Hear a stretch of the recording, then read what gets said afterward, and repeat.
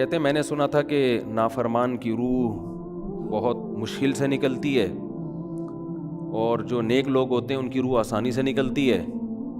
تو میں تو جب گیا یورپ میں تو میں نے بہت سے گوروں کو بڑے آرام سے مرتے ہوئے دیکھا اور بہت سے نیک لوگوں کو بڑی مشکل سے مرتے ہوئے دیکھا. تو یہ کیا ہے؟ تو کہہ رہے ہیں مجھے تو اسلام کے بارے میں اشکالات شروع ہو گئے. میں نے کہا آپ نے جن سے یہ تقریر سنی ہے نا کہ نیک لوگ کی روح آرام سے نکلتی ہے، بروں کی مشکل سے نکلتی ہے، انہوں نے آدھی بات بتائی ہے، پوری نہیں بتائی. میں نے کہا یہ تو صحابہ کے دور میں نے کہا اگر آپ حدیثیں پڑھ لیتے، ایک آیت سے کبھی تھوڑی مسئلہ حل ہوتا ہے. آپ کسی کی ایک بات لے رہے ہیں، دوسرے موقع پہ جو اس نے تشریح کی ہے وہ آپ نہیں لے رہے. میں نے کہا معاذ اللہ، اگر کسی کی کوئی موت کی کسی کو بہت تکلیف ہو رہی ہے، یہ اس معاذ اللہ اس کے برے ہونے کی علامت ہے، تو یہ تو پھر کفر ہے. احادیث میں آتا ہے کہ آپ صلی اللہ علیہ وسلم کو موت کی تکلیف دوسروں سے زیادہ ہوئی ہے. آپ صلی اللہ علیہ وسلم فرمایا اوعکو کما یوعکو رجلان منکم، مجھے بخار میں اتنی تکلیف ہوتی ہے جتنی تم میں سے 2 آدمیوں کو ہوتی ہے. آپ پر جب بیماری آتی تھی نا، آپ کو تکلیف دوسروں سے زیادہ ہوتی تھی. اور امی عائشہ رضی اللہ تعالی عنہا فرماتی ہیں کہ نبی صلی اللہ علیہ وسلم کا سر مبارک میری گود میں تھا جب آپ کی روح نکلی ہے، اور آپ کی جو میں نے موت کی تکلیف دیکھی ہے، جس شدت میں آپ جس تکلیف میں تھے، اس کے بعد مجھے کسی کی موت کی جو آسانی سے کوئی دنیا سے گیا ہو نا، اس کے مرنے پر مجھے کبھی رشک نہیں آیا. رشک کا کیا مطلب؟ کہ بھئی یہ اتنی آسانی سے چلا گیا تو اس کا مطلب یہ زیادہ اچھا تھا، اور معاذ اللہ آپ صلی اللہ علیہ وسلم کے اعمال کم تھے، تو یہ تو ممکن نہیں ہے نا. کہتے ہیں مجھے کبھی کسی پہ رش نہیں آیا کہ آرام سے مر گیا تو بہت نیک ہوگا. ٹھیک ہے نا، بہت مشکل ہے سمجھانا. امی عائشہ فرماتی ہیں کہ یعنی امی عائشہ کی حدیث کا مفہوم بیان کر رہا ہوں کہ نبی صلی اللہ علیہ وسلم کی موت کے وقت جو تکلیف کی حالت تھی، اس کو جب سے میں نے دیکھا ہے، تو امی عائشہ کی بات کا خلاصہ یہ ہے کہ اب اگر میں کسی کو دیکھتی ہوں نا کہ آرام سے روح نکل رہی ہے، یعنی آرام سے مر رہا ہے، دنیا سے جا رہا ہے، تو مجھے اس پہ رش نہیں آتا کیونکہ بہت نیک ہوگا. کیا مطلب؟ اس کا نیک عمل سے تعلق بولتے کیوں نہیں ہے. لیکن ہمارے ہاں سارا مدار کس پر ہے؟ مرنے کے بعد شکل کیسی ہے اس کی؟ آڑا ترشا ہو گیا تو جہنم میں جا رہا ہے، اس کا مطلب. اور اگر مرا ہوا ہے، دانت کھلے میں، ایسا لگ رہا ہے مسکرا رہا ہے، سیدھا کہاں جا رہا ہے؟ او بھائی، اگر خدا نہ خواستہ کوئی لکوے کا مریض تھا، کوئی فالج کا مریض تھا، وہ تو مرے گا تو اس کا تو بیچارے کا ہوگا تھوڑا سا چہرہ بھی ٹیڑھا ہو سکتا ہے، کچھ بھی ہو سکتا ہے، نیک لوگوں کا بھی ہو سکتا ہے. تو مدار کس پر ہے؟ اعمال پر. اور نیک لوگوں کو بعض دفعہ موت کے وقت ڈبل تکلیف دی جاتی ہے. ایک تو اس لیے دی جاتی ہے، یا تو اس لیے کہ کوئی گناہ ان کا باقی رہ گیا ہوتا ہے. اللہ کیا کہتے ہیں؟ بھائی قبر میں جانے سے پہلے اس کو ہمارے پاس دھلا کے لے کے آؤ، صاف ستھرا ہو کے. اب ہمارے پاس آ رہا ہے تو اب ہم نہیں چاہتے کہ اس کے گناہوں کی گٹھری ہو، اس کو پاک صاف کر کے لے. میں نے بڑے بڑے بزرگ دیکھے جن کو آخری وقت میں بہت مصیبت میں گزری ان کی، یعنی زندگی کے آخری ایام، بیٹیوں کی ٹینشن، کسی بیٹی کو طلاق ہو گئی، وہ گھر آ گئی، کوئی اور مسئلہ ہو گیا، تو بڑی ٹینشن میں آخری وقت. لیکن وہ زبان سے کیا کہتے تھے؟ شکر، کہ یار شاید اللہ تعالیٰ ہمارے گناہوں کو معاف کرنا چاہتا. اولاد کی حدیث میں آتا ہے کہ انسان کو اس کی گھر والی کی طرف سے، اس کی اولاد کی طرف سے، اس کے جسم کی طرف سے تکلیفیں پہنچتی رہتی ہیں اور اس کے گناہ معاف ہوتے رہتے ہیں، حتی لقی اللہ طاہرا مطہرا، جب اللہ کے پاس آتا ہے نیٹ کلین، بالکل گناہوں سے پاک صاف ہو گیا. لیکن یہ تکلیف وہ ہوتی ہے جس میں صبر کی توفیق بھی ملتی ہے، کیونکہ اللہ دے رہا ہے نا تکلیف، اور اللہ سزا کے طور پہ نہیں بلکہ کفارے کے طور پہ، تاکہ ہمارے پاس آئے تو صاف ستھرا ہو گئے. تو اس تکلیف میں پھر صبر کی توفیق، اس لیے علماء کہتے ہیں جس تکلیف میں صبر کی توفیق مل رہی ہے، سمجھ لو یہ رحمت ہے. یہ کیا ہے؟ رحمت. یہ اللہ آپ کو بنانا چاہ رہا ہے کچھ. اب لوگ کہتے ہیں یہ والی تکلیف کیوں، وہ والی کیوں نہیں آئی، یہ تو بہت زیادہ ہو گئی. تو بھائی اللہ سے کوئی نہیں لڑ سکتا، وہ جو دے رہا ہے وہ اس پہ صبر کرو. اسی کو کہتے ہیں تقدیر پر رضا. جو اللہ نے مقدر کیا ہے بس ہم اس پہ کیا ہیں؟ کوشش کریں گے اللہ سے عافیت مانگیں، اے اللہ ہمیں تکلیفیں نہیں چاہیے. ہم تو ویسے ہی کمزور ہیں, ایسا نہ ہو تکلیف میں اور ہی نافرمانی پہ نہ آ جائیں. ہمیں تو خوشیوں بھری زندگی چاہیے, اور اللہ ان خوشیوں میں شکر کی توفیق دے کے گناہ معاف کر دے, ٹھیک ہے نا. جیسے لوگ حکیم کے پاس جاتے ہیں, حکیم صاحب کے پاس 2 طریقے ہوتے ہیں علاج کے. ایک طریقہ تو یہ کہ بھائی یہ کڑوی گولی ہے, 2-3 کھاؤ گے فٹ فاٹ ہو جاؤ گے, اس میں یہ بھی پرہیز, یہ بھی پرہیز, یہ بھی پرہیز. اور ایک طریقہ ہوتا ہے بھائی دودھ جلیبی کھاؤ, علاج لمبا ہو جائے گا, لیکن وہ دوا میں کیا ہے, دودھ جلیبی. تو آپ کہتے ہو بھائی یہ دودھ جلیبی والا مجھے دے دو, ٹھیک ہے لمبا علاج کروا لوں گا, فائدہ دیر سے ہوگا, لیکن میں یہ کریلے کا جوس نہیں پی سکتا. تو ہم نالائق لوگ ہیں, شکر سے بھی انسان کے ترقی ہوتی ہے. تو اللہ سے یہ مانگنا چاہیے اللہ ہمیں نعمتیں دے, تکلیفوں سے بچا, اور شکر کی توفیق دے تاکہ ہمارے درجات بلند ہو. تو شکر کے بھی تو بڑے فضائل ہیں نا. تو مانگنے تو کیونکہ عبدیت اور غلامی کا تقاضا یہ ہے کہ اللہ سے عافیت مانگی جائے, لیکن اللہ تکلیف دے دے تو اس پہ صبر. تو ہمارے نبی صلی اللہ علیہ وسلم کو ہاں یا تو اس لیے تکلیف ہوتی ہے گناہ معاف, یا اس لیے کہ درجات بلند. اللہ چاہتا ہے کہ بھئی یہ دنیا آزمائش کی جگہ ہے, جب آخرت میں آنا تو اتنا تجھے نوازوں. تو ہمارے نبی صلی اللہ علیہ وسلم جنت میں آخرت میں سب سے اعلیٰ مقام کس کا ہوگا؟ سید الانبیاء محمد صلی اللہ علیہ وسلم کا, حضرت آدم سے بھی زیادہ, نوح علیہ السلام سے بھی زیادہ. تو اللہ نے فرمایا کہ آپ کو پروٹوکول دینے کے لیے آخری جو اب آپ کا آخرت کا سفر ہے نا, اس میں مادی تکلیف آپ کو دوسروں سے زیادہ دی جائے گی. یہی وجہ ہے کہ حضرت فاطمہ رضی اللہ تعالی عنہ, آپ کی چہیتی بیٹی, جب انہوں نے آپ صلی اللہ علیہ وسلم کی اس تکلیف کو دیکھا نا, جو موت کے وقت تکلیف تھی اور جو بخار کی شدت تھی, واہ کرب ابتا, فرماتی تھی ہائے میرے والد کا کرب. بہت زیادہ غمزدہ ہو گئی ان کو دیکھ کر کس قدر تکلیف میں ہے. تو آپ صلی اللہ علیہ وسلم نے فرمایا لا کرب علی ابیک بعد الیوم. کیسے تسلی کے جملے. اپنی بیٹی سے فرمایا ہے فاطمہ تیرے باپ پر آج کے بعد کوئی تکلیف, بولو لا کرب علی ابیک بعد الیوم. اس میں بھی آپ صبر کا پہلو تلاش کر رہے ہیں, شکر کا. بس یہ اللہ کی طرف سے آخری ہے. آج کے بعد اے میری بیٹی تیرے باپ پر کوئی تکلیف نہیں. اپنی بیٹی کو بھی تسلی دے رہے ہیں کہ غم ہلکا کر, بس یہ اللہ کی طرف سے آخری ہے, آج کے بعد کوئی تکلیف نہیں ہوگی. تو ہمارے ہاں وہ بیچارہ تکلیف سے جا رہا ہے, تو یار دیکھا آ گیا نا سامنے, لوگ کہنے یہ دیکھا, ہم تو کہتے تھے بندہ ہی 2 نمبر ہے, اب آ گیا نا دیکھو کیسے مر رہا ہے. اور پیغمبروں کو تکلیف تو دی جاتی ہے, لیکن کوئی ایسا عیب نہیں ہوتا, ایسی بیماری نہیں ہوتی جو لوگوں میں معیوب سمجھی جاتی ہو. یہ نہیں ہوتا, کیونکہ پیغمبر اللہ کے قاصد ہیں, تو اللہ ان کو ہر لحاظ سے امت کو یہ بتانا چاہتے ہیں یہ میرے رسول ہیں, یہ میرے سفیر ہیں. تو کوئی بھی ایسی چیز جس کی وجہ سے لوگوں کو ان سے نفرت ہو, یا طبعی نفرت جو انسان کے اختیار میں نہیں ہوتی, تو اللہ ایسی بیماری اور ایسی تکلیف سے بچاتے ہیں ان کو. سمجھ میں آ رہی ہے بات؟ لیکن امتی کو ایسی تکلیف ہو سکتی ہے. یہ جو ختم نبوت کے علماء کہتے ہیں نا مرزا غلام احمد بیت الخلاء میں گر کے مر گیا, تو بعض لوگ کہتے ہیں وہ تو بیت الخلاء میں تو فلاں بزرگ کا بھی انتقال ہوا تھا, فلاں کا بھی بزرگ کا ہو سکتا ہے, پیغمبر کا بیت الخلاء میں انتقال بولو نہیں ہو سکتا, کیونکہ پیغمبر کو اللہ ایسے عیب سے بچاتے ہیں جو انسانوں میں عیب سمجھے جاتے ہیں.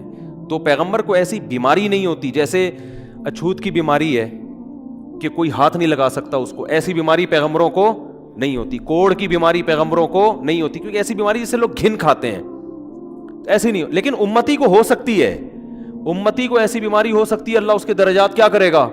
بلند کرے گا اس سے. مجھے ایک واقعہ کسی نے سنایا کہ ایک ہندو تھا, اس کو کوڑ کی بیماری تھی. کوڑ نہیں ہوتا گوشت گلنا شروع ہو جاتا ہے, تو یہ بیماری پھیلتی ہے. تو اس کے رشتہ داروں نے بالکل الگ کر دیا اس کو, وہیں سے کھانا پھینکتے ایسے کر کے. کہیں تبلیغی جماعت گئی, ان کو پتہ چلا, وہ بیٹھ گئے اس کے پاس جا کے, اس کو کھلا بھی رہے ہیں پلا بھی رہے ہیں.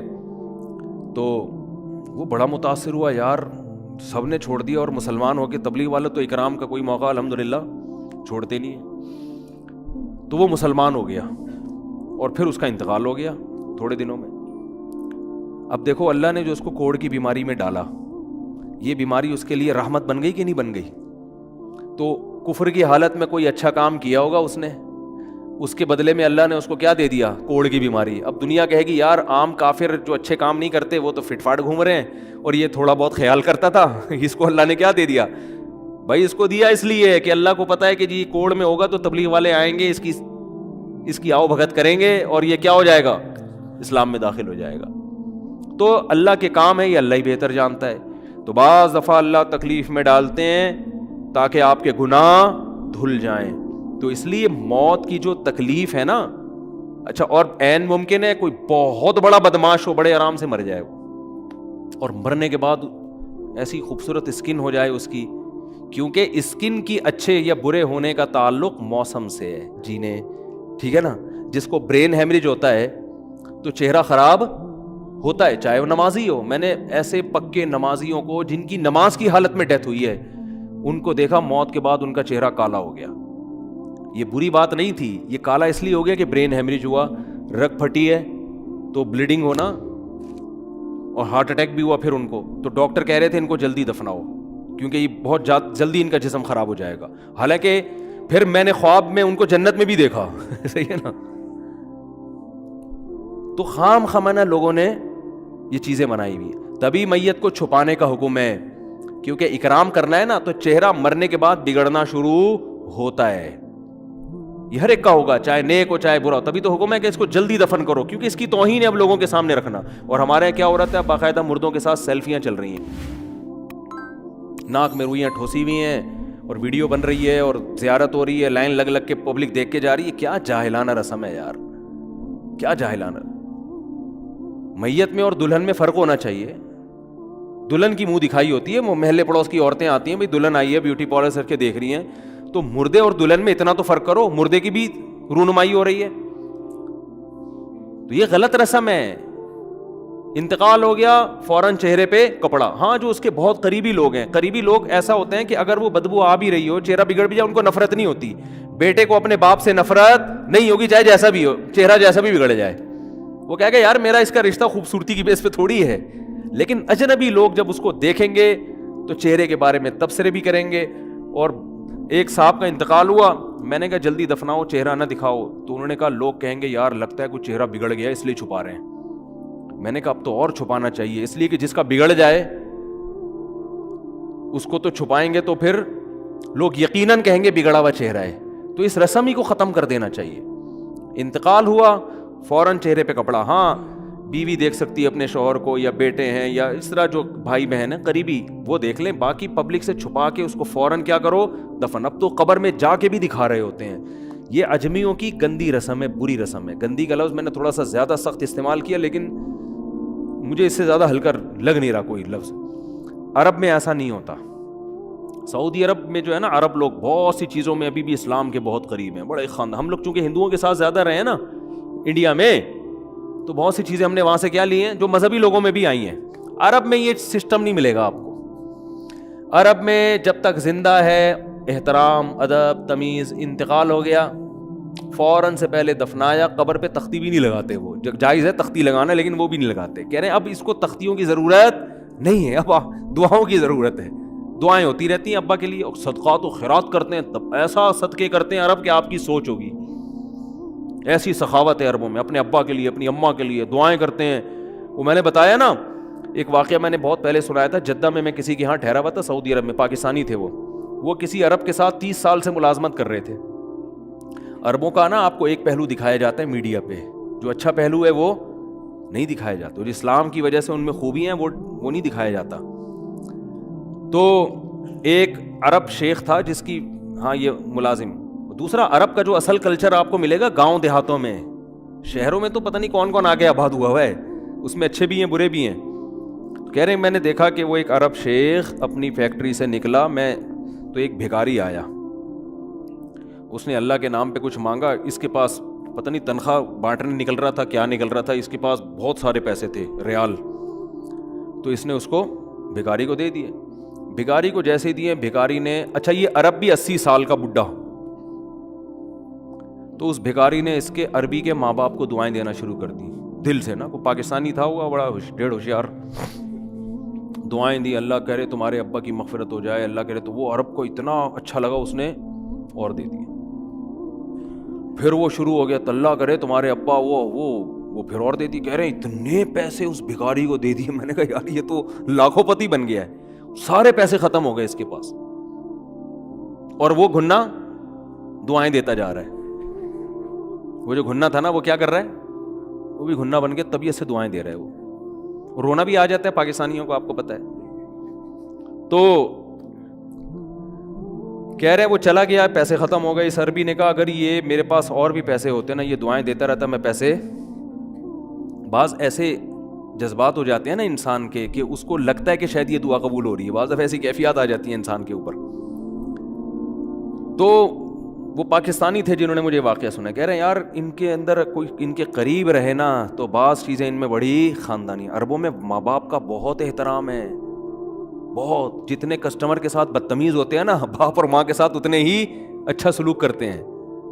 ایسا نہیں ہے جیسے زبان چلا دی اور یہ کر دیا. باپ بیٹھا ہوگا سب چپ کر کے آرام سے بیٹھے ہوں گے کہ باپ یہ بول بیٹا رہا ہے. ہمارے یہاں بیٹا باپ لگ, مجھے تو میں تو لوگوں سے پوچھتا ہوں یہ پہلے کیوں, کہ مجھے ایسا لگ رہا ہے آپ کا بچہ آپ سے پہلے پیدا ہو گیا, یعنی وہ باپ بنا ہوا ہوتا ہے.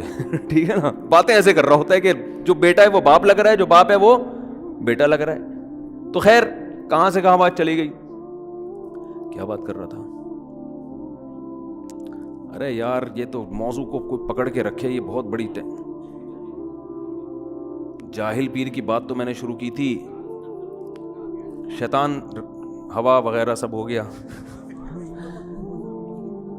ہاں یہ بات چل رہی تھی کہ موت کی تکلیف اگر کسی کو ہوتی ہے, میں یہ بتا رہا تھا کہ اسلام کی باتیں اللاجیکل بات اسلام نہیں کرتا.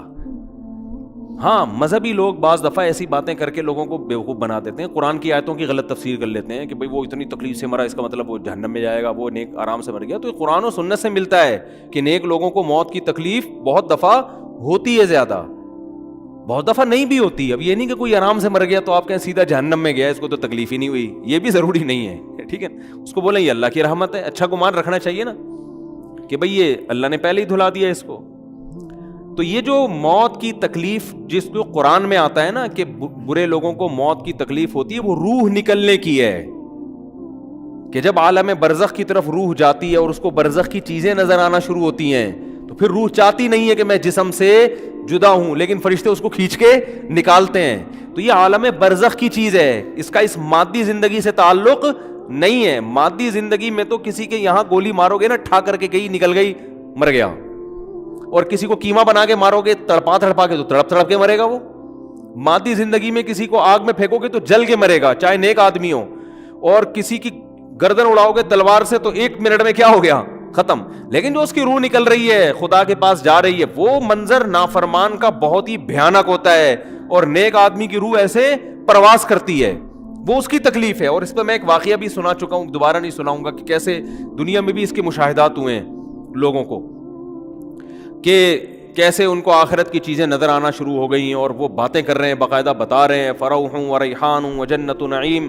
جو قرآن میں آتا ہے نا فرشتے آتے ہیں اور اس کی روح قبض کرتے ہیں, تو وہ بعض دفعہ اللہ دنیا میں بھی دکھا دیتے ہیں.